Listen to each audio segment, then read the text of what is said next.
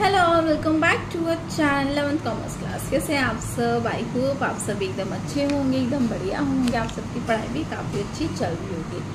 तो last week मेरी एक भी क्लास नहीं आ पाई थी, तो बहुत ज़्यादा काम था, बहुत ज़्यादा मतलब टाइम ही नहीं मिल पाया, सब कुछ हौच पौच हो रहा था। तो लास्ट वीक बिल्कुल भी हमारी क्लास नहीं आई है।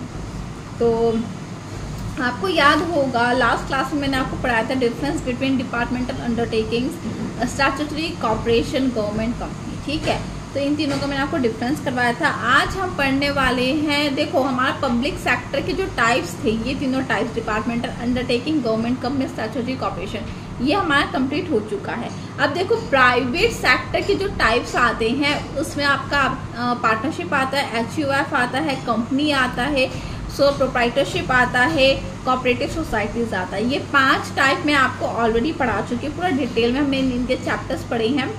तो आज हम मतलब प्राइवेट सेक्टर का वो वाला टाइप पढ़ेंगे जो हमने पहले नहीं पढ़ा, जो कि है आपका MNCs, जिसको हम ग्लोबल एंटरप्राइजेस भी बोलते हैं, मल्टीनेशनल कंपनीज। MNCs मतलब मल्टीनेशनल कंपनीज। तो देखते हैं बेसिकली MNCs होता क्या है।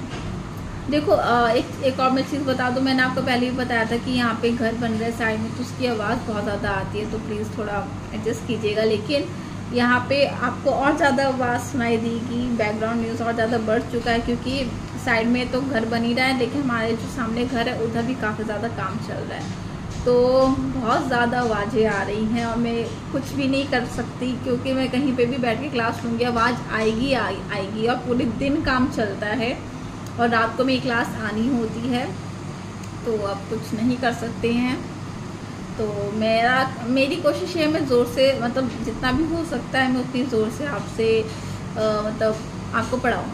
तो आप थोड़ा ध्यान से सुनिएगा तो आपको क्लियर होगा। देखो तो बैकग्राउंड नॉइस है, लेकिन ये वाली जो आवाज़ है ये आप तक जा रही है आसानी से। ठीक है, तो पहले हम पढ़ना स्टार्ट करते हैं बेसिकली MNCs होता क्या है, जिसको मल्टीनेशनल कंपनीज भी बोलते हैं। बच्चे बहुत ज़्यादा कंफ्यूज हो जाते हैं। ठीक है, multinational companies as the name suggest are gigantic corporations which have their cooperation in numbers of countries। Gigantic का मतलब क्या होता है? बहुत बड़ा। ठीक है, तो मल्टीनेशनल कॉर्पोरेशन यानी कि बेसिकली क्या होता है, बहुत सारे कॉर्पोरेशंस आप बोल सकते हो। ठीक है, have their operation number of countries, तो बहुत सारी ऐसी कंपनीज जिनका एक जगह पे काम नहीं होता, बहुत सारे कंट्रीज में काम उनका फैला हुआ होता है, आप ये समझ सकते हैं। They are huge in size, से बहुत बड़े होते हैं, बहुत नंबर्स में होते हैं। Having network of operation all over the world, जिनका नेटवर्क पूरे मतलब ऑल ओवर द वर्ल्ड फैला हुआ होता है। And by using advance technology and marketing strategy produce large number of products. तो ये एडवांस टेक्नोलॉजी का यूज़ करते हैं, अच्छे से अच्छी मार्केटिंग स्ट्रैटेजीज का यूज़ करते हैं कि जिससे वो large number of product produce कर पाए। For example LG, Samsung, Pepsi, cola, Reebok, Philips etcetera are working on a large scale having network of corporation in many countries. तो LG एक MNC है, यानी कि मल्टीनेशनल कंपनी, ग्लोबल एंटरप्राइज है। क्यों? क्योंकि इसका जो काम है, इसका जो ऑपरेशंस है वो अलग अलग कंट्रीज में फैला हुआ है, तो हम इसको बोल सकते हैं LG है। ठीक है,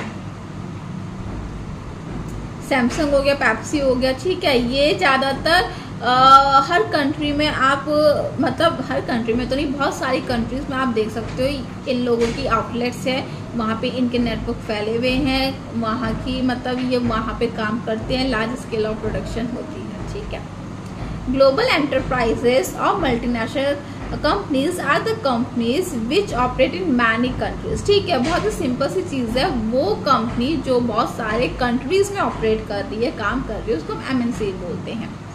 through a network of their branches they extend their marketing and industrial operations to several countries. बहुत ही सिंपल सी बात है, पहले आपने इंडिया में किया, फिर आप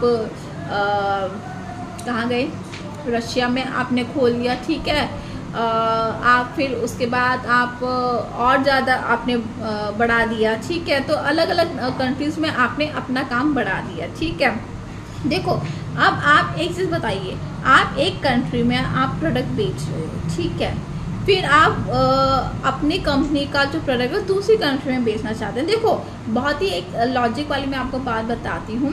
देखो अलग अलग कंट्रीज में अलग अलग चीज़ें डिमांड, मतलब अलग अलग लोगों की टेस्ट होते हैं, ठीक है। जो इंडिया में टेस्ट है वो बाहर के कंट्रीज में टेस्ट या उनकी नीड मतलब अलग होती है। तो अगर आप यहाँ पे कंपनी मतलब एक ही कंपनी है, तो अगर वो यहाँ पे लोगों का दिमाग पढ़ के उसके हिसाब से मार्केटिंग स्ट्रैटेजी बनाती है, उनके नीड्स के अकॉर्डिंग प्रोडक्ट देती है, ठीक है। प्रोडक्ट वही है लेकिन चेंज कर दिया है। यहाँ पे देखा गया है ज़्यादातर मतलब वेजिटेरियन भी है, नॉन वेजिटेरियन भी लोग हैं, तो उसके हिसाब से यहाँ पे उस कंपनी ने प्रोडक्ट बनाए, ठीक है। अब वही कंपनी अब किसी और नेशन में जाती है जहाँ पे 100% लोग नॉन वेजिटेरियन है, तो वो उसी हिसाब से वो अपने प्रोडक्ट में चेंजेस करते हैं, ठीक है।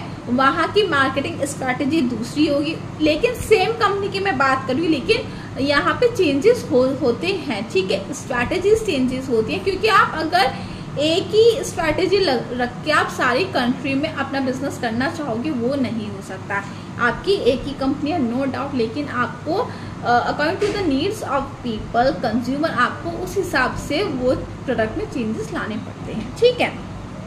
तो इससे यहाँ पे बोला गया है मार्केटिंग स्ट्रैटेजीज कहाँ लिखा है, extend their marketing and industrial operation to several countries, ठीक है। बहुत ही सिंपल सी चीज है ये। Their branches are known as majority owned foreign affiliates. देखो अब देखो ब्रांचेस, फॉर एग्जाम्पल एक इंडिया की कंपनी है, उसने अलग अलग कंट्रीज में ब्रांच खोल दी, लेकिन जो उसका ओरिजिन है वो इंडिया है, ठीक है, जहाँ पे उसने अपनी पहली कंपनी खोली है। अब उसने जगह जगह ब्रांचेस आउटलेट खोल दिए, तो उनको हम क्या बोलेंगे, मोफा, जिसको हम बोलते हैं मेजॉरिटी ओन्ड फॉरेन एफिलिएट्स, ठीक है।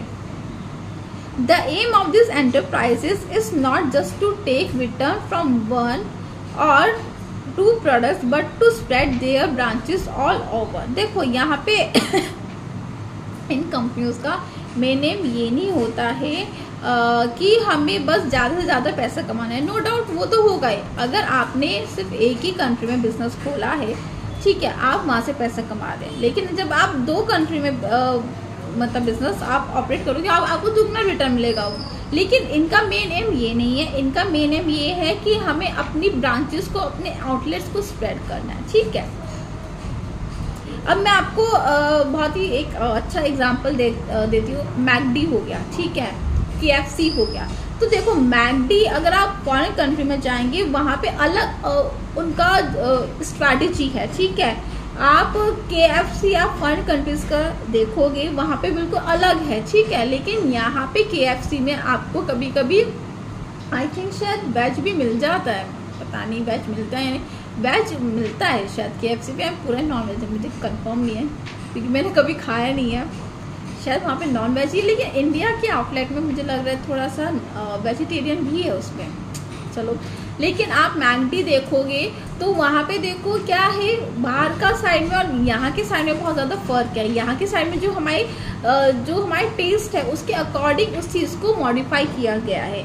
वहाँ के अकॉर्डिंग देखो ब्रांड एक है, कंपनी एक है, नो डाउट, लेकिन आपको एडजस्ट करना पड़ता है। आपकी कंपनी को इतना फ्लेक्सिबल होना चाहिए कि आप जिस मार्केट में सर्वाइव करना चाहते हैं उस इन्वायरमेंट के अकॉर्डिंग आप अपने आप को थोड़ा चेंज करें, ठीक है।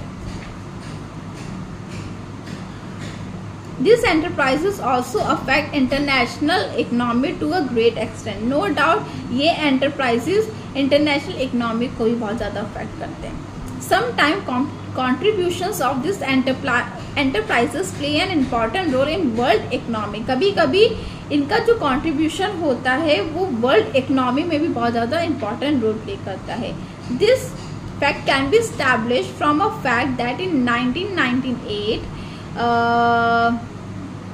sale of top 200 corporation is equal to 28.3% of the world's GDP, that is gross domestic product. एक फैक्ट के थ्रू आपको ये चीज़ समझाई जा रही है कि एमएनसी का कितना बड़ा कंट्रीब्यूशन रहा है एक जीडीपी में, ठीक है। तो यहाँ पे बोला जा रहा है 1998 में जो सेल्स थी, जो टॉप 200 कंट्रीज की जो सेल्स थी वो किसके इक्वल थी, is equal to 28.3% of the world GDP, ठीक है ना। यानी कि जो ग्रॉस डोमेस्टिक प्रोडक्ट था, ठीक है, उसके इक्वल थी, इक्वल टू 28.3%। बताओ कितना ज्यादा मतलब कंट्रीब्यूशन यहाँ पे एमएनसी करती है बेसिकली, ठीक है। तो आज की क्लास में इतना ही है बेसिक, मैंने आपको इन्फॉर्मेशन दी है, कल को हम इसके फीचर्स पढ़ने वाले हैं बेसिकली, ठीक है। तो आई होप आपको यहाँ तक क्लियर हो गया होगा। फिर हम पढ़ेंगे जॉइंट वेंचर, ये भी प्राइवेट सेक्टर का एक टाइप है, ठीक है।